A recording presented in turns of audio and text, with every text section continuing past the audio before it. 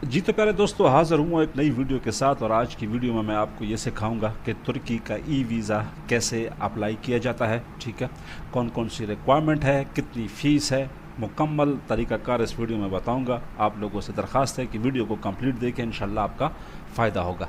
तुर्की e visa के लिए देखें, सबसे पहले हमने गूगल में लिखना है तुर्की ई वीज़ा, तो हमारे सामने ये वेबसाइट आएगी evisa.gov.tr। ठीक है, ये इसकी वेबसाइट है।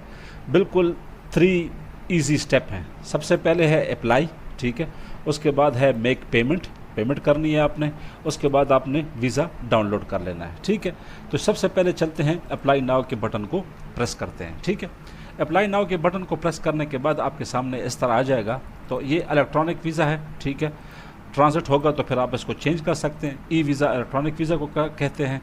ठीक है, कंट्री रीजन आपका कौन सा है, यहाँ पर आपने प्रेस कर देना है अपना पाकिस्तान। ठीक है, कि मैं फॉर एग्ज़ाम्पल पाकिस्तान से अप्लाई कर रहा हूँ। ठीक है, यहाँ पर नीचे आके आप पी सिलेक्ट करेंगे तो पाकिस्तान आ जाएगा। ठीक है, तो ये मेरे भाइयों आ गया है आपके सामने पाकिस्तान। ठीक है, पाकिस्तान सेलेक्ट किया। पाकिस्तान सेलेक्ट करने के बाद देखें आपका जो ट्रैवल डॉक्यूमेंट है वो ऑर्डिनरी पासपोर्ट है। ठीक है, या आइडेंटिटी कार्ड है, या किस चीज़ पे आप कर रहे हैं, तो ऑर्डिनरी पासपोर्ट ही ठीक है।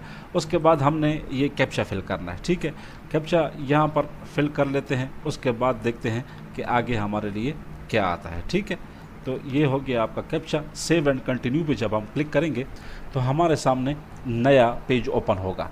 यह हमें ये बता रहा है कि देखिए अराइवल डेट इन तुर्की, आप अपनी अराइवल डेट तुर्की का सिलेक्ट कर सकते हैं। ठीक है, your e visa valid for 29 September 2025 to 27 September 2026। ठीक है, तो ये तकरीबन 180 डेज़ के लिए वैलिड होता है।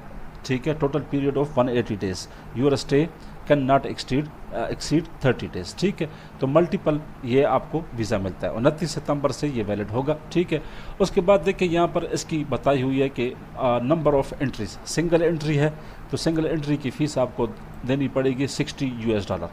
ठीक है, इसके अलावा नीचे वो बता रहा है कि एडमिन फ़ी, ठीक है, इंक्लूडिंग वैट $6 इसकी जो है इसके ऊपर वैट लगेगा। ठीक है, $1-2 आपके जब आप अप्लाई करोगे आपके कार्ड से भी डिटेक्ट होंगे जो आपकी टैक्स फीस होती है। ठीक है, तो इसको करते हैं सेव एंड कंटिन्यू। आप ऊपर से चेंज कर सकते हैं। ठीक है, अपनी डेट्स को आप चेंज कर सकते हैं कि कब आपने उसको वैलिड करना है। ठीक है, तो यहाँ पर देखें, यहाँ पर कुछ क्वेश्चन पूछे गए हैं। I am travelling for purpose of tourism, इसको क्लिक कर देंगे। I can prove that I hold return ticket, ठीक है, और होटल बुकिंग भी है। I have valid supporting documents, ठीक है।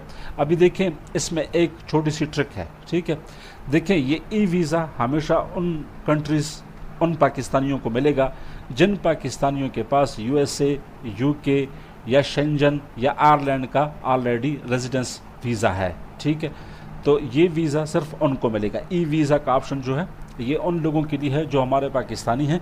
ठीक है, जिनके पास शेंजन का फॉर एग्जांपल कोई वर्क परमिट है या वहाँ पर रेजिडेंस परमिट है।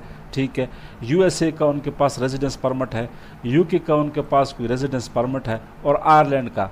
ये जो ऑप्शन है ये आप याद रखें। ठीक है, पाकिस्तानी क्या करेंगे, जो पाकिस्तान में रह रहे हैं पाकिस्तानी ऐसा करेंगे कि वो अनातोलिया ऑफिस में जाके डायरेक्ट अपनी फ़ाइल सबमिट करवा लेंगे। ठीक है, तो फॉर एग्ज़ाम्पल ये शेंजन या UK या USA से कोई हमारा भाई देख रहा है तो वो मुझसे कांटेक्ट भी कर सकता है, उसके लिए हम अप्लाई भी कर सकते हैं।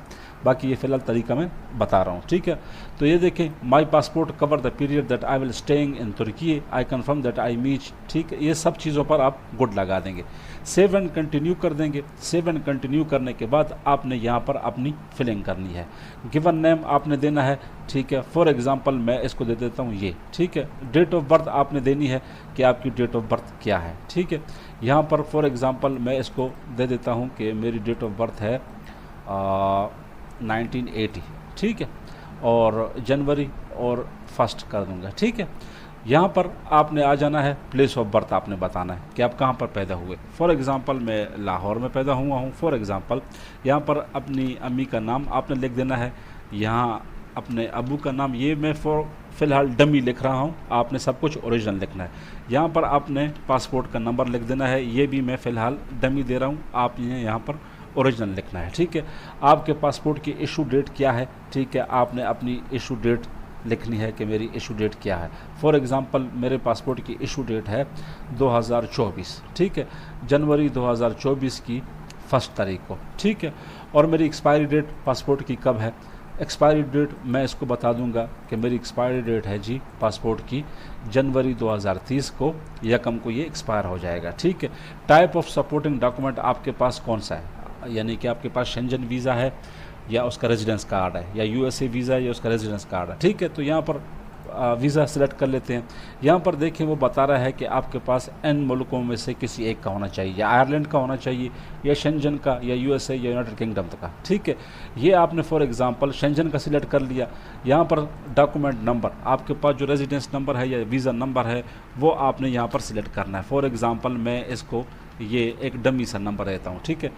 सपोर्टिंग डॉक्यूमेंट स्टार्ट डेट, उसका जो इशू डेट है वो क्या है, ठीक है।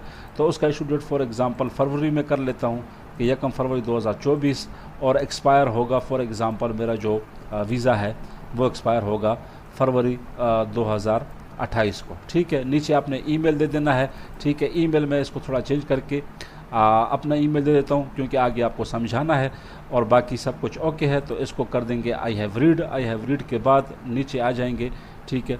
तो देखें नीचे आने के बाद ये मुझे बोल रहा है कि तुर्की entry commitment and information form, ठीक है, ये सारा आपको बता रहा है। उसके बाद इसको सेव एंड कंटिन्यू कर देंगे, ठीक है। तो ये सब कुछ मुझे बता रहा है कि यार ये सारी आपकी चीज़ें फिल हो चुकी हैं, ये आपने वेरीफाई करनी है, तो एक मरतबा आप वेरीफाई कर लेंगे।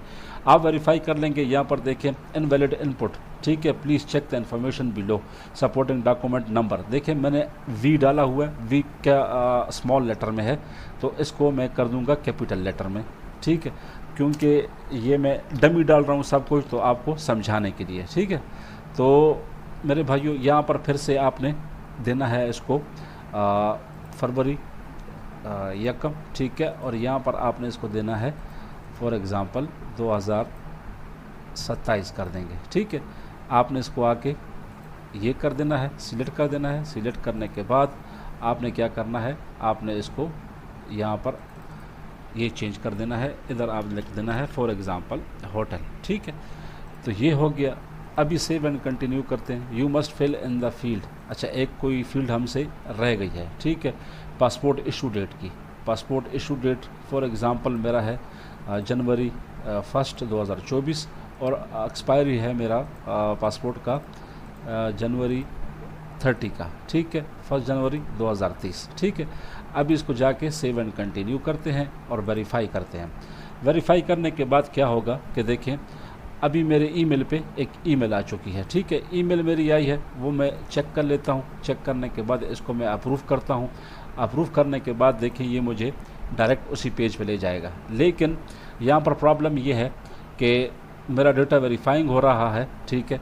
ये देखें इसने मुझे बता दिया है कि आपने $67.95 पे करने हैं, ठीक है। यहाँ पर आपने कार्ड नंबर देना है, सीवी देना है, एक्सपायरी देना है, और आपने पेमेंट कर देनी है। पेमेंट करने के बाद आपने जो ईमेल एड्रेस दिया हुआ है उस ईमेल एड्रेस पर तकरीबन 1 घंटे के अंदर अंदर आपको ये ई वीज़ा मिल जाएगा, ठीक है मेरे भाइयों। तो ये था आसान सा तरीका। इंशाल्लाह हाज़िर होंगे नई वीडियो में, तब तक के लिए वस्सलाम।